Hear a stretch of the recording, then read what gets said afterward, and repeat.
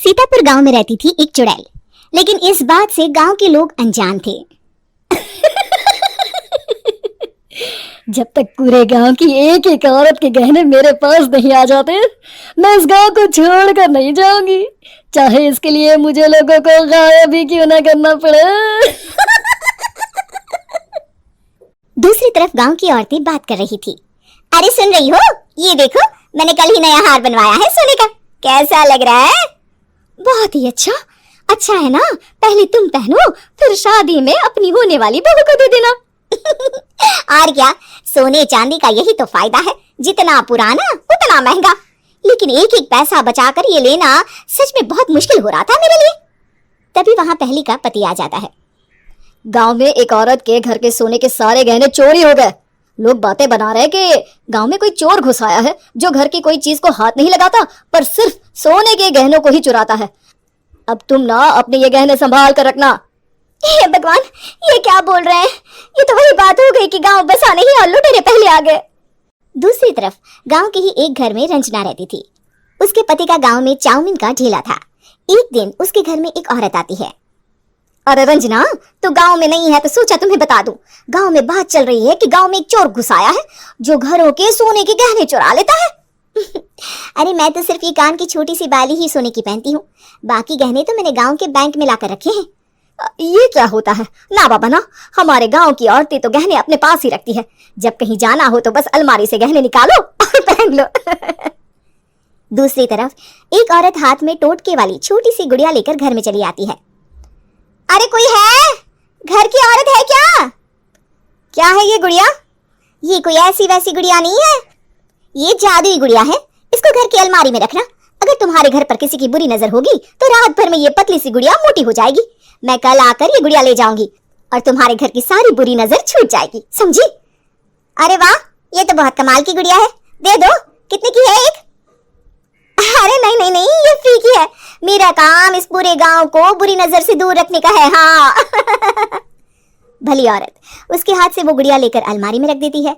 लेकिन अगली सुबह जब वो उस गुड़िया को देखती है तो पतली सी गुड़िया मोटी हो चुकी होती है। हे भगवान, ये क्या? किसने मेरे घर को बुरी नजर से बांध रखा था? तभी वो गुड़िया वाली भी आ जाती है। मैंने कहा था ना, घर पर बहुत ज्यादा बुरी नजर है। लाओ ये गुड़िया मुझे दे दो। औरत वो गुड़िया उठाकर उसे दे देती है। गुड़िया हाथ में आते ही वो औरत उसे लेकर सीधे गांव के बाहर की खाली हवेली में चली जाती है और साधारण औरत से चुड़ैल बन जाती है। अरे पगली, गांव वाली इस गुड़िया के पेट में तेरे घर के सारे गहने हैं। इतना बोलकर वो गुड़िया को फाड़ देती है और सारे गहने निकाल लेती है। वहीं दूसरी तरफ, हे भगवान, मेरे घर के सारे गहने चोरी हो गए। उस औरत के घर के आसपास लोगों का जमावड़ा हो जाता है और लोग बातें करने लगते हैं। लो जी, ये भी घर गया। पता नहीं कौन चोर है जो इतनी होशियारी से गहने चुरा लेता है। कुछ समझ में नहीं आ रहा कि कौन है। लोग तो घर से कहीं जाते भी नहीं है, न ताला लगे न घर खाली हो, फिर भी रातों रात गहने चोरी हो जाते हैं। अरे हम तो कहते हैं लोगों को बारी बारी चौकीदारी करनी चाहिए, चोर को तो पूरे गांव वाले मिलकर पकड़ ही लेंगे। लोग बारी बारी घरों की चौकीदारी भी करते हैं, लेकिन चोरी होने का सिलसिला रुकता ही नहीं। फिर एक दिन रंजना के पड़ोस से भी रोने की आवाज आती है। अरे आज ही घर की बुरी नजर उतरी और आज ही सारे गहने भी चोरी हो गए। कैसी बुरी नजर? क्या हुआ था? तभी वहां उस औरत का पति भी आ जाता है जिसके घर में गहनों की चोरी हुई थी। हाँ, मेरी बीवी ने भी किसी गुड़िया को घर में बुरी नजर उतारने के लिए रखा था, लेकिन अगले दिन गहने चोरी हो गए। अब रंजना को कुछ कुछ बात समझ में आ जाती है। वो गांव वालों से कहती है, देखिए अब आप लोग चिंता न करें, जल्द ही चोर पकड़ा जाएगा। उस नजर उतारने वाली गुड़िया को आज मेरे घर कोई भेज देना। फिर क्या था, चुड़ैल को लोग रंजना के घर भेजते हैं। पहली बार देखा है कोई खुद लुटने को तैयार बैठा है। तो तू है जिसे घर की बुरी नजर उतारनी है? ये ले गुड़िया, ये सुबह तक मोटी हो गई तो समझो तुमको और तुम्हारे घर वालों को नजर लगी है। हाँ हाँ, मैंने काफी सुना है। तुम ये गुड़िया मेरे घर छोड़ देना। अरे क्यों नहीं, कल सुबह आऊंगी जब गुड़िया तुम्हारे घर की सारी बुरी नजर लेकर मोटी हो जाएगी, ठीक है? अब क्या था, रात को रंजना ने पूरी नजर गुड़िया पर रखी। वो अपने पति और गांव के कुछ लोगों को घर की खिड़की से घर के अंदर नजर रखने को कह देती है और फिर जो नजारा सब देखते हैं वो हैरान करने वाला होता है।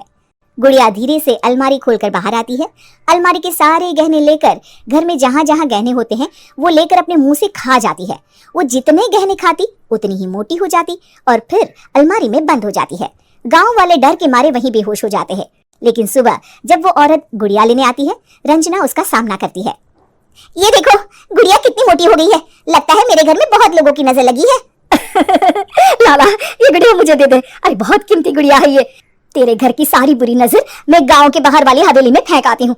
शाम को फिर लोगों के घर इसे लेकर जाना है ना, इसमें तो मेरी जान बसती है जान।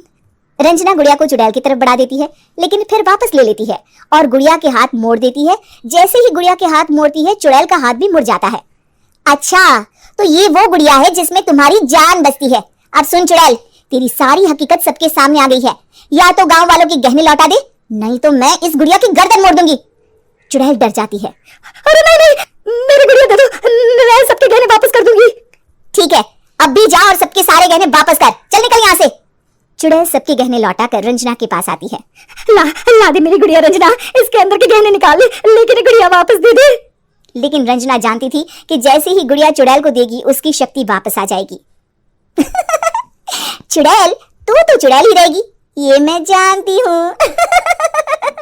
अरे नहीं, मैं गांव छोड़कर चली जाऊंगी, किसी को परेशान नहीं करूंगी, वादा करती हूँ मैं।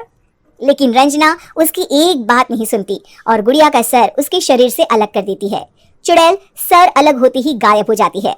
गांव वाले रंजना के साहस और बुद्धि की खूब प्रशंसा करते हैं।